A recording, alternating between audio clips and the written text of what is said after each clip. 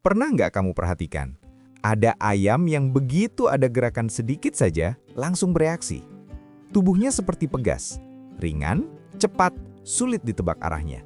Dan hampir selalu orang langsung bilang, itu pasti Pama. Tapi apakah benar, Pama memang secara alami lebih cepat dan lebih lincah dibanding Pak Hoi dan Bangkok? Atau sebenarnya kita hanya terbiasa melihat contoh terbaiknya saja? Kalau bicara soal kelincahan, kita harus mulai dari kombinasi 3 hal: bobot tubuh, panjang kaki, dan distribusi otot.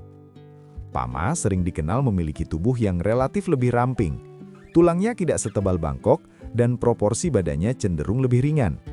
Dengan massa tubuh yang lebih kecil, secara teori gerakan bisa lebih cepat, karena energi yang dibutuhkan untuk memulai langkah lebih sedikit.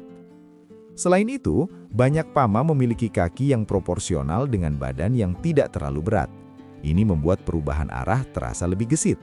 Ketika bergerak, tubuhnya seperti tidak membawa beban berlebih. Sekarang kita lihat Bangkok. Bangkok identik dengan struktur tulang lebih besar dan badan lebih padat. Otot terlihat lebih penuh, dada lebih bidang. Struktur ini memberikan kestabilan luar biasa. Tapi dalam hal akselerasi awal, tubuh yang lebih berat memang membutuhkan tenaga lebih besar untuk bergerak cepat. Artinya, Bangkok mungkin tidak selalu terlihat meledak dalam gerakan awal. Tapi jangan salah, struktur kokohnya justru membuat pergerakan lebih stabil dan tidak mudah kehilangan keseimbangan. Lalu bagaimana dengan Pak Hoi? Pak Hoi sering menjadi tipe yang berada di tengah. Tidak seringan Pama, tapi juga tidak sepadat Bangkok.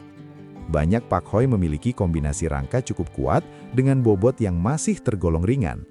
Inilah yang membuat sebagian penghobi merasa Pak Hoi punya keseimbangan antara kelincahan dan kestabilan. Namun, di sini penting untuk memahami satu hal. Kelincahan bukan hanya soal ringan atau berat. Ada faktor refleks saraf, elastisitas otot, dan respons alami terhadap rangsangan. Seekor ayam dengan tubuh ringan tapi refleks lambat tetap tidak akan terlihat lincah. Sebaliknya, ayam dengan tubuh lebih padat tapi refleks cepat bisa saja tampak sangat responsif. Jadi, jika hanya melihat dari struktur dan bobot, Pama memang punya potensi lebih cepat dalam akselerasi dan perubahan arah. Tapi itu belum cukup untuk menyimpulkan bahwa ia pasti lebih lincah secara keseluruhan. Karena setelah bobot dan rangka, ada satu faktor yang jauh lebih menentukan kecepatan sesungguhnya: sistem refleks dan karakter bawaan. Dan disitulah perbandingan sebenarnya mulai menjadi lebih menarik. Sekarang, bayangkan satu situasi sederhana. Ada rangsangan kecil, entah suara, gerakan, atau perubahan posisi di sekitarnya. Dalam sepersekian detik, ada ayam yang langsung merespons. Leher bergerak duluan, badan mengikuti. Kaki sudah siap berpindah sebelum kita benar-benar sadar apa yang terjadi. Di titik inilah, kelincahan tidak lagi soal bobot, tapi soal refleks. Refleks adalah kerja sistem saraf. Seberapa cepat otak menerima sinyal, memprosesnya, lalu mengirim perintah ke otot. Proses ini terjadi sangat cepat, dan setiap tipe ayam bisa memiliki karakter berbeda. Pama sering dikenal memiliki respons yang tajam. Banyak yang menggambarkan tipe ini seperti sensitif terhadap gerakan. Begitu ada perubahan kecil, tubuhnya langsung aktif. Karakter seperti ini membuatnya terlihat sangat lincah, karena hampir tidak ada jeda antara rangsangan dan gerakan. Tapi, respons cepat juga punya sisi lain. Ayam dengan refleks sangat tinggi kadang cenderung lebih reaktif. Energi bisa keluar lebih sering karena banyak merespons hal kecil. Kalau tidak seimbang dengan kontrol energi yang baik, kelincahan ini bisa terlihat impresif di awal, tapi kurang efisien dalam jangka panjang. Sekarang kita lihat Bangkok. Bangkok sering punya karakter lebih tenang. Responsnya tidak selalu secepat tipe yang sangat sensitif, tapi begitu bergerak, pergerakannya terukur dan stabil. Refleksnya mungkin tidak selalu eksplosif, tapi koordinasinya rapi. Ini yang sering membuat orang salah menilai, karena kelincahan sering diartikan sebagai gerakan cepat dan banyak.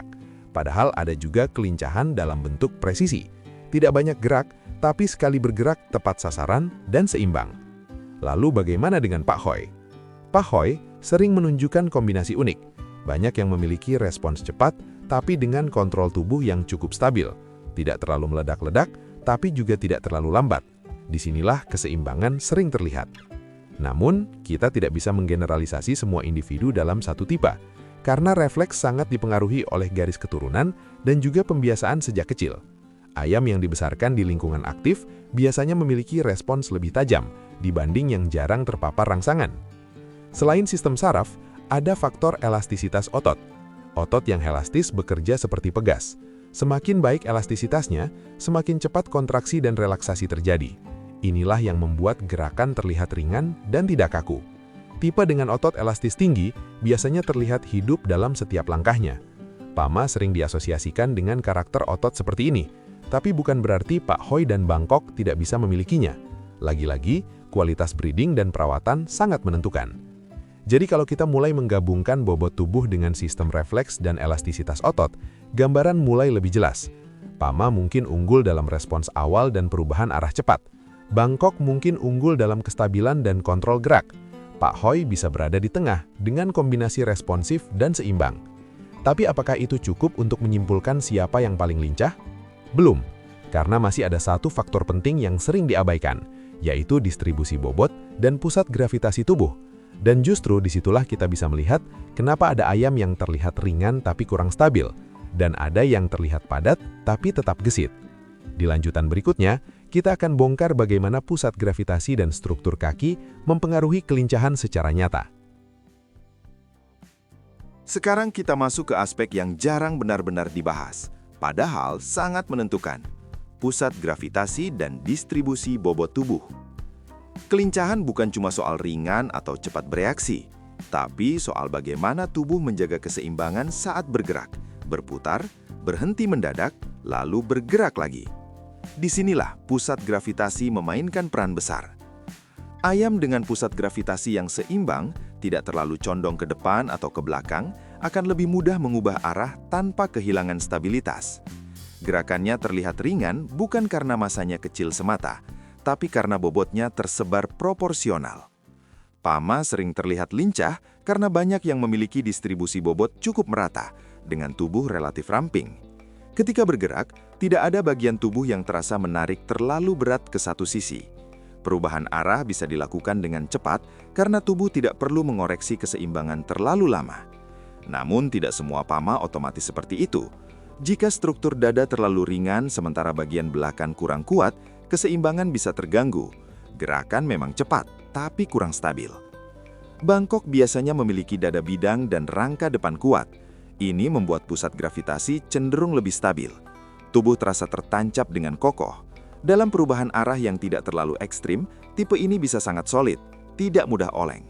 Tapi karena bobot total lebih besar, untuk manuver yang sangat cepat memang membutuhkan tenaga lebih besar. Jadi bukan berarti tidak bisa lincah, hanya saja cara kelincahannya berbeda. Bangkok lebih ke kelincahan yang terkendali, bukan eksplosif. Lalu Pak Hoi? Pak Hoi sering berada di wilayah transisi. Banyak yang memiliki kaki cukup panjang dengan badan tidak terlalu berat. Kombinasi ini bisa menghasilkan pergerakan yang fleksibel. Jika pusat gravitasinya seimbang, Pak Hoi bisa terlihat sangat gesit tanpa kehilangan stabilitas. Sekarang kita bahas kaki dan sudut sendi. Panjang kaki dan sudut tekukan sendi menentukan seberapa cepat ayam bisa melakukan akselerasi dan perubahan arah. Kaki yang terlalu pendek bisa membatasi langkah. Terlalu panjang tanpa kontrol otot yang baik juga bisa membuat gerakan kurang stabil. Ayam yang lincah biasanya punya sudut sendi yang memungkinkan dorongan cepat dan fleksibel.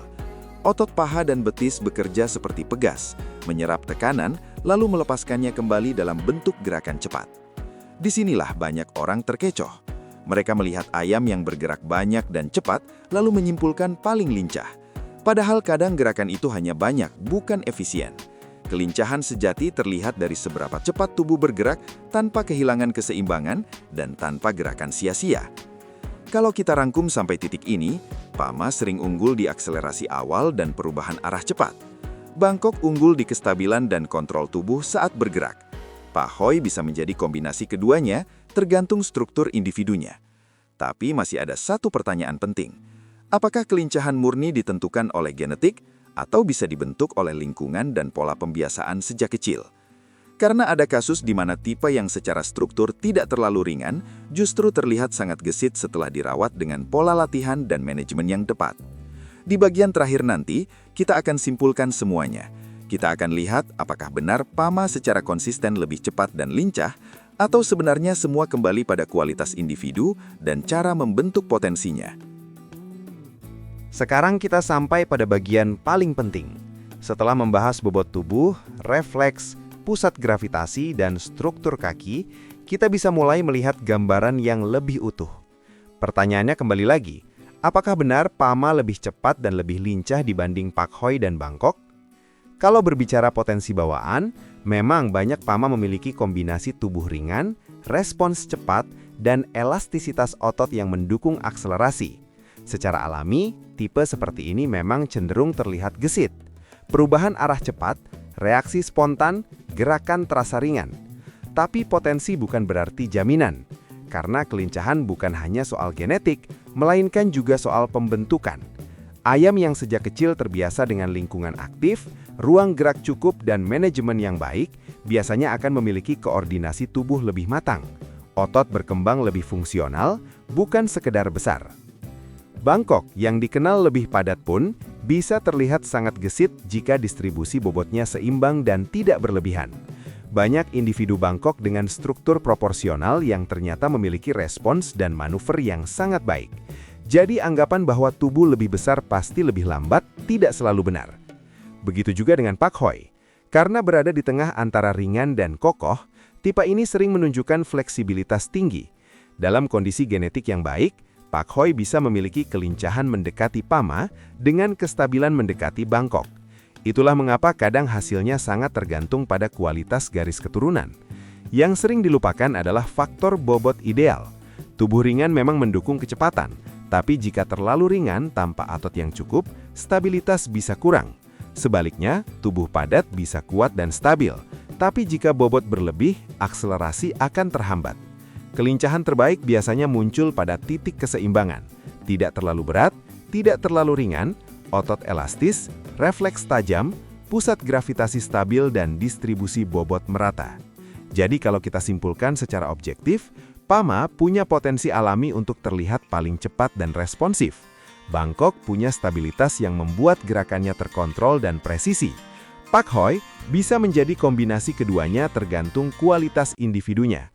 Artinya, mitos bahwa PAMA selalu lebih cepat dan lincah tidak sepenuhnya benar. Dalam banyak kasus memang terlihat demikian, tapi tidak bisa digeneralisasi ke semua individu. Yang lebih menentukan adalah seleksi genetik, proporsi tubuh ideal, dan bagaimana ayam itu dibesarkan sejak awal. Karena pada akhirnya, kelincahan bukan hanya soal jenis, tapi soal keseimbangan struktur, refleks, dan manajemen. Kalau pembahasan ini membuat kamu melihat perbandingan dengan sudut pandang berbeda, terus dukung channel Ayamnesia, supaya kita bisa terus membedah topik-topik seperti ini secara logis dan mendalam. Dan sekarang saya penasaran, menurut pengalaman kamu pribadi, tipe mana yang paling terasa lincah dan responsif? Tulis di komentar, karena pengalaman lapangan selalu menarik untuk dibandingkan.